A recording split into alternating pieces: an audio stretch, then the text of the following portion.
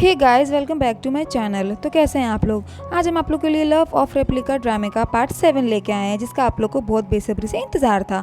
तो जल्दी से हमारे वीडियो को लाइक कीजिए और हमारे चैनल को सब्सक्राइब कीजिए। ये पार्ट आपको बहुत ही इंटरेस्टिंग लगने वाला है। तो चलिए अब हम इसको एक्सप्लेन करते हैं। तुम्हारे डैड यानी कि लू के डैड 26 साल पहले एक मेडिकल प्रोजेक्ट में इन्वॉल्व थे, जिसका मेन मोटिव था कि शीशी के कैंसर को ट्रीट करना।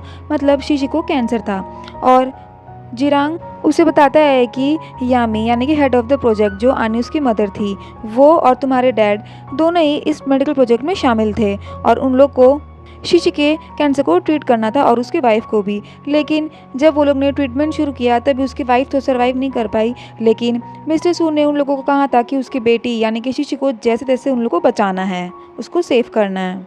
उसके बाद वो लोग सोचे कि आनी उसको भी सेक्रीफाइस कर देंगे शीशी के लिए। ये प्लान भी किए थे, लेकिन इन लोगों का ये प्लान सक्सेसफुल नहीं हुआ था। ये सब सुनने के बाद लू बोलता है कि ये सबका सेंस नहीं बन रहा है। आखिर में मिस्टर सू आनी उसकी आइडेंटिटी पूरी दुनिया से क्यों छुपा के रखे हैं और वो आनी के बारे में सच क्यों नहीं बता रहे हैं और वो उसको सेक्रीफाइस क्यों करेंगे शीशी को लेके। उसके बाद अगले सीन में हम देखते हैं कि मिस्टर सू को इधर उसका असिस्टेंट आके आन्यू की मॉम का यानी कि येमी का फोटो दिखाता है। उसे शक हुआ रहता है कि वो अभी भी जिंदा है। तभी बोलते हैं कि मैंने उसके पीछे बहुत सारे गार्ड्स लगा दिए उसका पीछा करने के लिए। उसके बाद मिस्टर सू बोलते हैं कि शीशी को भी और ज़्यादा गाइडेंस दो, उसके पीछे और बॉडीगार्ड लगाओ ताकि सब शीशी पे भी नज़र रखे, क्योंकि उसको शीशी का बिहेवियर आजकल कुछ एबनॉर्मल लग रहा है। और ये भी बोलते हैं कि लू को इसके बारे में कुछ बताने का ज़रूरत नहीं है। उसके बाद मिस्टर सू कुछ बैठ के सोच रहे होते हैं 26 साल पहले वाली बात। तो वो फ्लैशबैक में जाते हैं तो ये दिखाते हैं कि वो तीनों उस मेडिकल प्रोजेक्ट के बारे में काम कर रहे होते हैं। तभी वहाँ पे उनके पास मिस्टर सू आते हैं और येमी यानी कि आनी उसकी मदर उन्हें एक लैब की रिपोर्ट दिखाती है जो कि अच्छी होती है। तभी वो बोलते हैं कि तुम लोग मेरी बेटी शीशु को बचा लोगे ना, कब सर्जरी करोगे। तभी एमी बोलती है कि अभी वो बहुत छोटी है, अभी सर्जरी करना सही नहीं है, जब 1 साल की होगी तब, यानी कि 1 साल बाद उसकी सर्जरी होगी। उसके बाद बोलते हैं वो उसकी रिस्पॉन्सिबिलिटी येमिस को दे देते हैं। उसके बाद वो ये सब सोच रहे होते हैं और 1 साल बाद जब उसकी सर्जरी का टाइम आता है तब उसके पास मिस्टर सू आते हैं येमिस के पास। तब वो उससे सॉरी बोलती है मिस्टर सू को। तब मिस्टर सू उससे बहुत गुस्सा करते हैं और बोलते हैं कि तुमने तो प्रॉमिस किया था कि तुम मेरी बेटी को बचाओगी। तभी येमी बोलती है कि उसकी सर्जरी में बहुत ज़्यादा रिस्क है, मैं फिर भी पूरी कोशिश करूँगी, और उसको सॉरी भी बोलती है। तभी मिस्टर सू उस पर बहुत गुस्सा करते हैं और उसको हिट करते हैं, यानी कि उसको मारते भी बहुत है, क्योंकि वो उसकी बेटी को बचाने का पूरी 100% रिस्पॉन्सिबिलिटी नहीं ले रही है इसलिए। तो फिर हम प्रेजेंट में आते हैं, यही सब मिस्टर सू सोच रहे होते हैं। उसके बाद हम देखते हैं कि आन्यू ने अपनी मदर को बहुत सारे मैसेज किए हुए होते हैं, लेकिन उसकी मदर तो कोई जवाब नहीं दे रही होती है। उसके बाद आन्यू अपने रूम में बैठी हुई होती है तो उसके फ़ोन पे एक मैसेज आता है, उसकी मॉम का ही आता है। उसकी मॉम उसे लिख के भेजती है कि कल शाम को 4 बजे तुम माउंटेन्स एरिया में मेरे से मिलो। इधर हम देखते हैं कि जॉन नेक्स्ट डे शीशी के लिए एक डेट प्लान कर रहा होता है और वो अपने साथी से भी बोलता है कि जब मैं उसके साथ डेट करूँगा तब तुम हमारी बहुत सारी फ़ोटोज़ लेना, और इसके लिए उसे पैसे भी देता है। उसके बाद जॉन लू से मिलता है लिफ्ट में और वो जानबूझ के अपने कल के डेट के बारे में बताता है कि मैं कल डेट पे जा रहा हूँ शीशी के साथ, और ये डेट बल्कि शीशी ने ही बुक की है मेरे लिए। वो उसे झूठ बोल देता है। तभी लू के पास शीशी का पहले से ही मैसेज आया हुआ रहता है कि वो कल उसकी शूटिंग नहीं करेगी और तुम रेस्ट करो, यानी कि कल उसको आने की ज़रूरत नहीं है। तो शायद लू गलत समझ लेता है, उसको ऐसा लगता है कि सच में इन दोनों की डेट है, क्योंकि उसके पास शीशी का भी मैसेज आया हुआ रहता है कि कल वो शूटिंग नहीं करेगी। उसके बाद वो जानबूझ के लू को बहुत टीज करता है डेट के बारे में, उसको जेलस फील करवाने की कोशिश करता है। तभी लू को गुस्सा आता है और वहाँ पे कैमराज रहते हैं तो वो सामने तो उसको मार नहीं पाता, लेकिन वो चालाकी से उसे हिट करके वहाँ से चला जाता है और कैमरे में भी रिकॉर्ड नहीं होता है कि उसने उसे मारा है। उसके बाद हम देखते हैं कि लू जब जा रहा होता है तो पीछे से उसे कोई फॉलो करता है, उसको शक हो जाता है। वो कोई और नहीं येमी ही होती है, आन्यूस की मदर, और वो बोलती है कि तुम आन्यूस के बारे में पता लगाना बंद करो, और बोलती है कि इस चीज़ से तुम्हारे डैड का कोई लेना देना नहीं है। तभी वो पूछता है कि मेरे डैड का कार एक्सीडेंट क्यों हुआ था।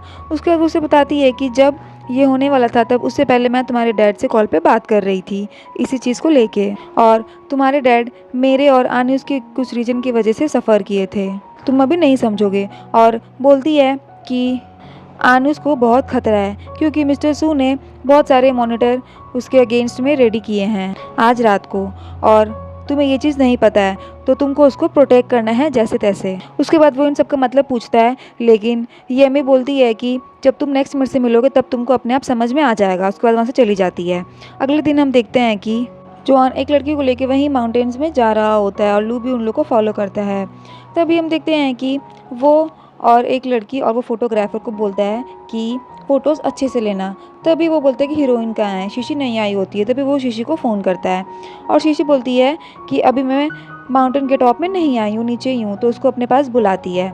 तभी हम देखते हैं कि शीशी को लू भी पीछे से फॉलो कर रहा होता है। उधर मिस्टर शू को उसका असिस्टेंट आके बताता है कि यामी यानी कि आनी उसकी मदर माउंटेन्स की तरफ है और वो शीशी को फॉलो कर रही है।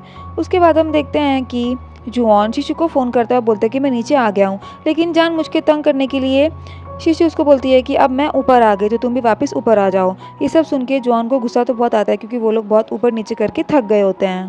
तभी शीशी यानी कि आन्यू अपनी मॉम से मिलती है और वो दोनों मिल के हक करने वाली ही होती है कि शीशी को कुछ गार्ड्स फॉलो कर रहे होते हैं, वो भी उसके पीछे आ जाते हैं और वो बंदूक दिखाने लगते हैं। तभी वहाँ पे लू भी आ जाता है और तभी उसकी मॉम और शीशी दोनों एक्टिंग कर रहे होते हैं कि जैसे वो शीशी है और वो उसके गर्दन पे चाकू रख देती है। तभी वहाँ पे मिस्टर सू और उसके बॉडीगार्ड्स वो लोग सब आ जाते हैं।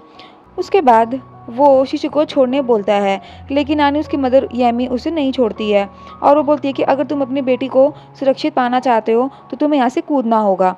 फिर वो धीरे धीरे आगे बढ़ ही रहा होता है और वो भी शीशी को एकदम किनारे पे ले जाती है। तभी लू भी उसे बचाने जा रहा होता है और वो सोचता है कि जब लास्ट नाइट यामी उससे मिली थी तब उसने उसे कहा था कि 9 बजे का ध्यान रखना, इट्स 9 o'clock, और वो वही टाइम पे ध्यान रखता है।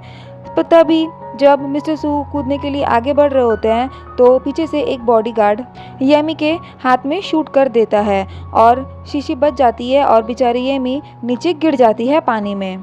तभी आन्यू अपनी मॉम को देख के बहुत शॉक्ड होती है और रोती है। तभी यहाँ पे लू मिस्टर सू से कह जाता है कि ये शॉक्ड में है इसलिए रो रही है, जबकि वो आन्यू की मदर ही होती है जो नीचे गिर जाती है।